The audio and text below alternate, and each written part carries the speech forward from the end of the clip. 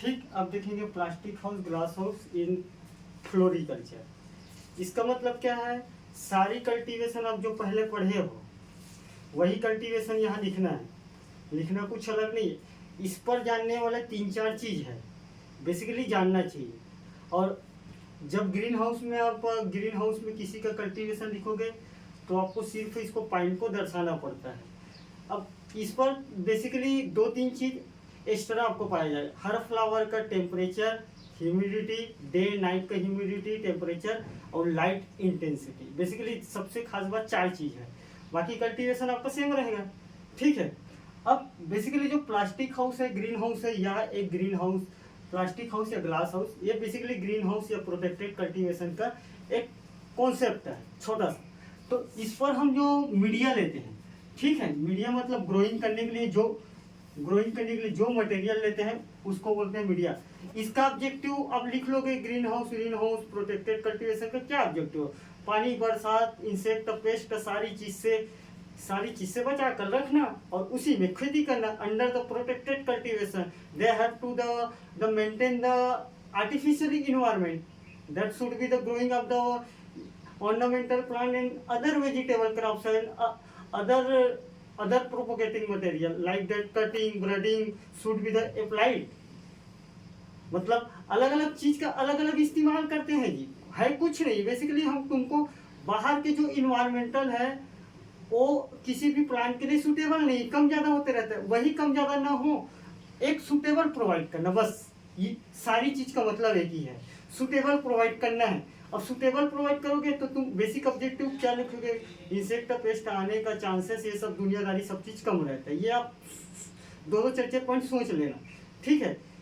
इसकी सबसे बड़ी खास सीमाएं क्या है? ये कॉस्ट ज़्यादा है लगाने में, ठीक। तो सीमाएं में आप लिख लेना, कॉस्ट ज़्यादा है, जो बेसिकली भारत में 86.2 मार्जिनल फार्मर पाया जाता है, तो इसको एफोर्ड कर पाना सबसे बड़ी दिक्कत की बात है, ठीक है। बाकी कुछ नहीं, बाकी सबसे बेस्ट टेक्निक है बढ़ते हुए इंडस्ट्रियलाइजेशन, डिफॉरेस्टेशन, सारी चीज तो बढ़ रहे हैं ना, तो उसके लिए बेस्ट है कोई।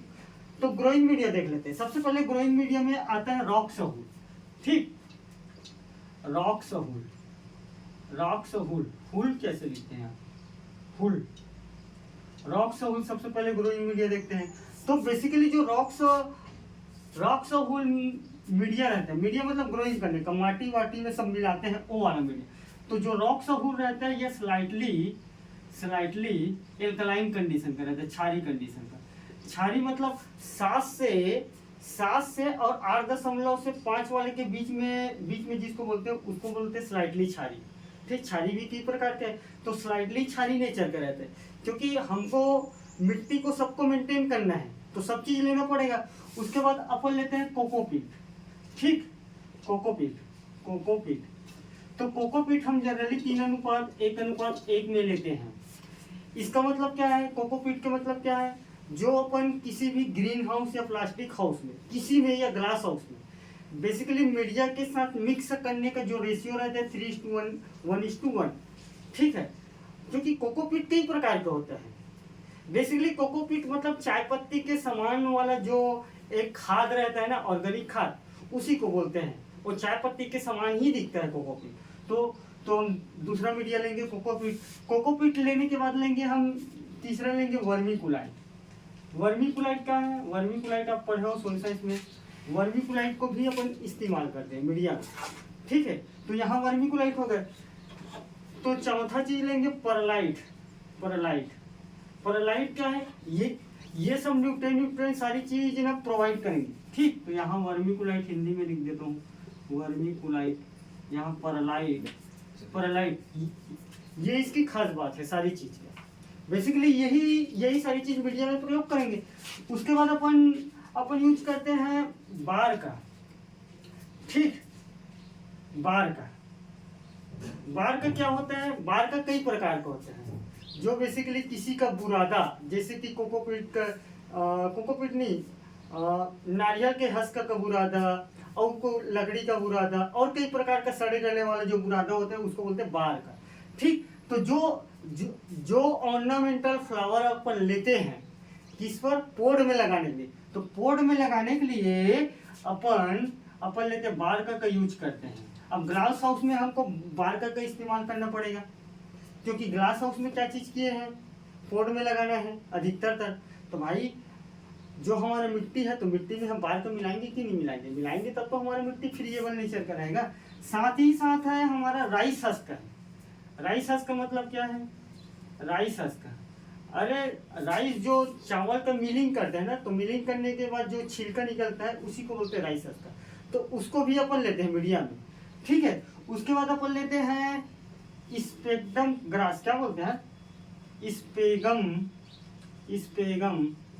ग्रास।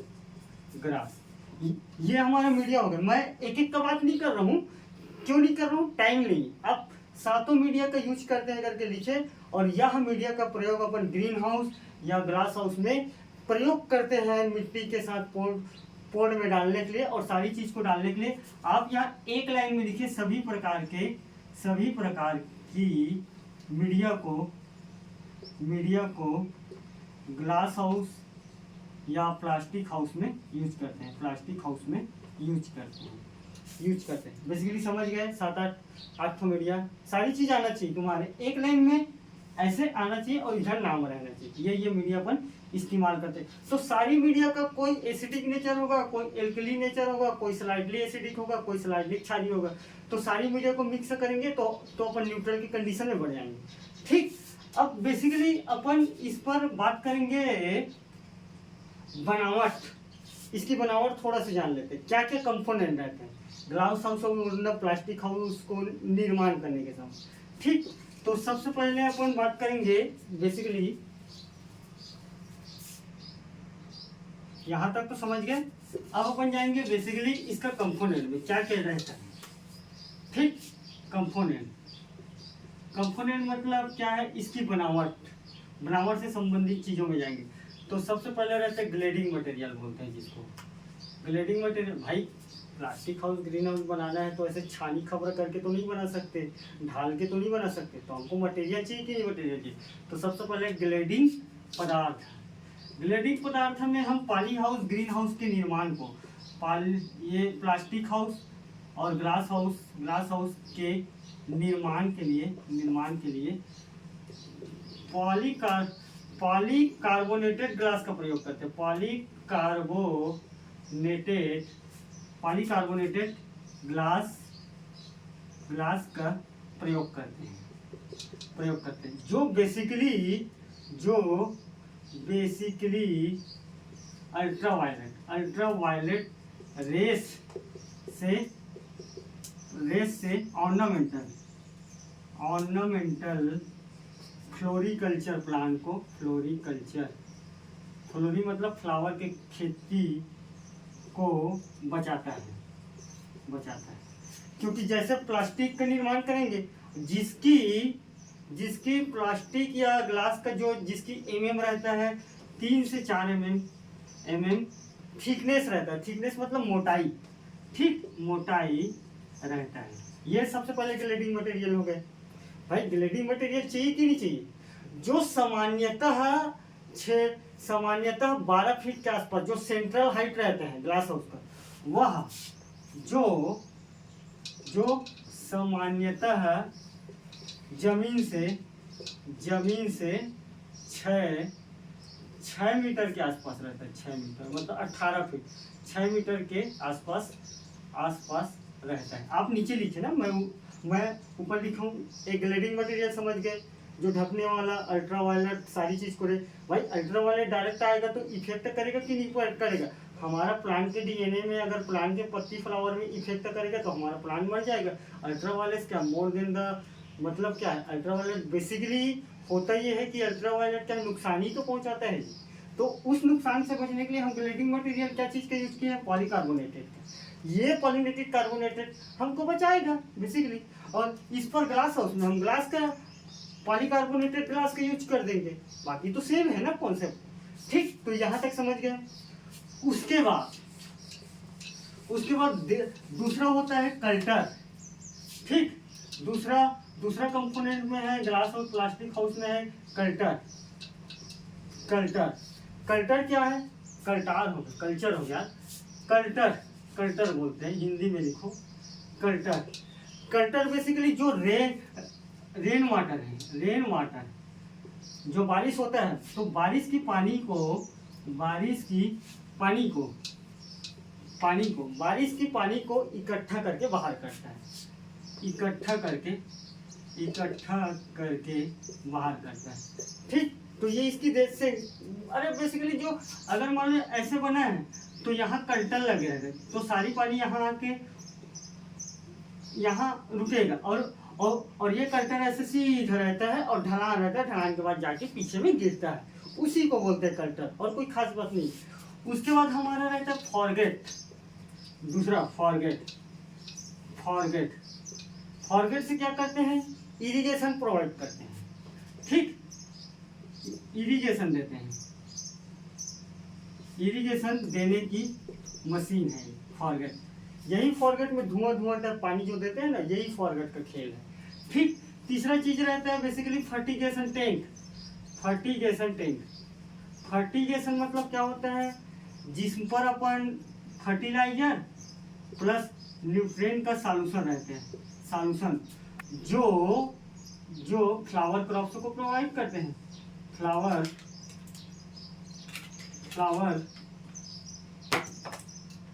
जो फ्लावर क्रॉप्स को प्रोवाइड करते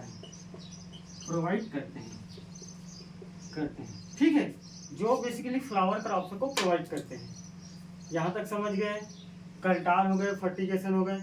अब लगाते हैं कूलिंग पैड। ठीक, cooling fan pad.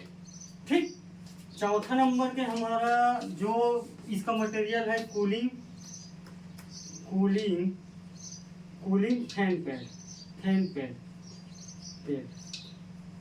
Cooling fan pad क्या करता है, अंदर के हवा को बाहर निकालता है, मतलब वहाँ ह्यूमिडिटी को मेंटेन करने के लिए बेसिकली कूलिंग फैन पैड लगाया जाता है। ठीक है, ह्यूमिडिटी, क्योंकि किसी भी प्लांट के बढ़वार के लिए humidity is the essential factor should be the growing of flower crops. भाई फ्लावर क्रॉप्स के ग्रो के लिए ह्यूमिडिटी सबसे महत्वपूर्ण चीज है। ठीक है, तो ह्यूमिडिटी को मेंटेन करने के लिए, मेंटेन प्लस फ्लावर के अनुसार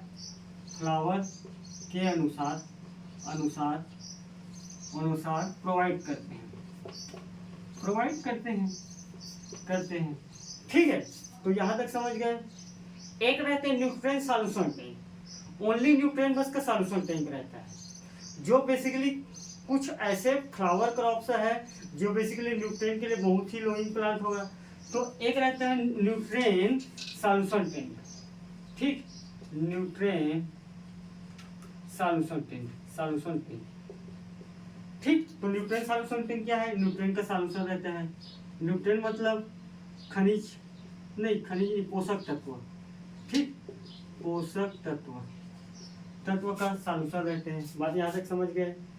अब बेसिकली एक रहता है सेंसर कंट्रोलर। ठीक, सेंसर कंट्रोलर, ये नाम इंग्लिश में ही याद करना पड़ेगा, सेंसर कंट्रोलर। ठीक, तो सेंसर कंट्रोलर का काम क्या है, बेसिकली अगर मान लो जाए कहीं ह्यूमिडिटी ज़्यादा हो गया, अगर कहीं CO2 ज़्यादा हो गया, कहीं टेम्परेचर ज़्यादा हो गया, कहीं लाइट ज़्यादा हो गया, तो सारी चीज़ सेंसर के द्वारा बंद चालू होते रहता है। मतलब ऑल द प्रोवाइड, जितना भी फ्लावर का प्रोडक्शन का फैक्टर है, लाइट, टेम्परेचर, ह्यूमिडिटी, जो भी चीज़ है, ये सारी इसी का खेल रहता है सेंसर कंट्रोलर का। ये बड़े बड़े पॉली हाउस, बड़े बड़े प्लास्टिक हाउस, ग्रीन हाउस में लगा रहता है, ऐसा छोटे देखिए उसमें नहीं रहता है। उसमें सामान क्या रहता है, एग्जास्ट फैन, फॉरगेट का सिस्टम रहता है। उसके बाद तो भाई हमको ट्रे भी तो चाहिए भाई, लगाने के लिए तो ट्रे चाहिए ना, और हार्वेस्टिंग के लिए और चाहिए कुछ चाकू वाकू, हॉर्टिकल्चर चाहिए, वो तो सामान्य बात। तो सेंसर कंट्रोलर का बेसिकली काम है कि क्लाइमेट के जितने भी पैरामीटर हैं, क्लाइमेट के पैरामीटर क्या है, लाइट, CO2, टेम्परेचर, सभी सभी फूल उत्पादन के कारक को ऑटोमेटिकली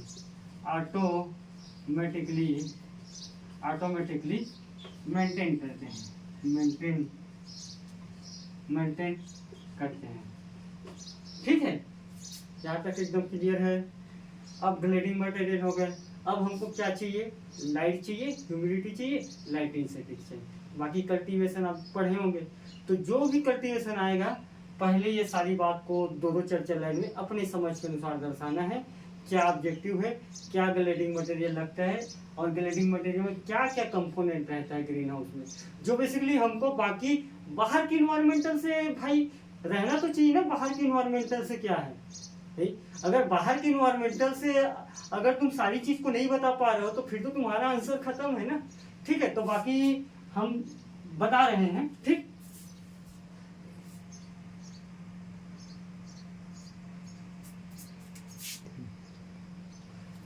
ठीक, तो अपन पीछे पूरा मटेरियल देखें। अब बेसिकली टेम्परेचर देखेंगे। ठीक, तो टेम्परेचर नाइट में और डे में। ठीक, नाइट और डे में, और ये है ह्यूमिडिटी, ये है लाइट इंटेंसिटी।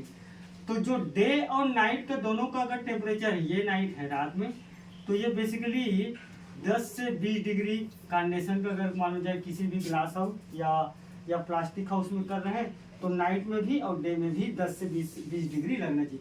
ह्यूमिडिटी 60 से 65 सभी में है, 60 से 65 सभी क्रॉप्स में है। ठीक, और जो दिन का है बेसिकली नाइट का टेम्परेचर है, तो नाइट का टेम्परेचर सभी में 20 से 28 डिग्री के आसपास मेंटेन रहना। एक कंडीशन है जो नाइट और डे में 10 से 20 है, बाकी समझ गए। और जो दिन में है, ठीक, दिन में सभी क्रॉप्स में बेसिकली रहना चाहिए 18 से 20 या 22 डिग्री। ठीक, ये सभी का टेम्परेचर आप किसी भी कर रहे हो। और जो लाइट इंटेंसिटी रहना चाहिए तो इसमें 40,000 से 40 के से 50,000 लक्स इसका यूनिट है। ठीक, और जो सबसे ज्यादा उसके बाद 40,000 से 50,000 रोज में रहना चाहिए, ये रोज। ठीक, 40,000 से 50,000। बाकी में 25 से 30 झरवेरा में के है ना लक्स है। ऑर्किड में 25 से 30, एंथोरियम में 35 से 30 से 35 के लक्स रहना चाहिए। ठीक, तो आप इससे ज्यादा मत लिखना और आप 20 से कम मत लिखना, तो यहाँ आपका काम मैनेज हो जाएगा वहाँ। ठीक है, ह्यूमिडिटी 60 से 65 के बीच में हमेशा रखना अगर ग्रीन हाउस में कर रहे हो तो। डे का टेम्परेचर कार्बोनेशन के छोड़ सभी में 18 से 20 रखना। ठीक, अगर कोई नाइट में अगर आपको अगर बोल रहे हैं तो 20 से 28 रखना। अब इसको लिखना कैसे है? मान लो जाए ग्रीन हाउस और मान लो जाए ग्लास हाउस में आप फ्लोरिकल्चर के खेती को बताइए करके बोलेगा तो ये सारा चार्ट इसी छाप के आ जाना। ठीक है, आपको पूरा लिखना। मैं 20 से 28 सभी को खींच के एक ही में लिख दिया हूँ, यहाँ भी एक ही में, यहाँ अलग लिखा हूँ, यहाँ भी एक ही में लिखा हूँ 60 से 65। तो आप सारी का अलग अलग लिखना। ठीक, अब मेरे को देख, रोज और गेंदा दोनों सभी प्रकार की मिट्टी में होगा। जो बल्ब वाला क्रॉप्स रहेगा उसके लिए बलुई दोमट होगा, क्योंकि पानी अगर रुकेगा तो बल्ब सड़ जाएगा। एक होता है पिंचिंग गेंदा में कोई मैसेज किया था। ठीक, अब वो कौन लड़का है मैं नहीं जानता। पिंचिंग क्या है? गेंदा के ऊपर पोर्शन को कट करना। ठीक है, तो पिंचिंग क्या है? गेंदा में 25 से 30 डे बाद लगाने के, गेंदा को लगाने के बाद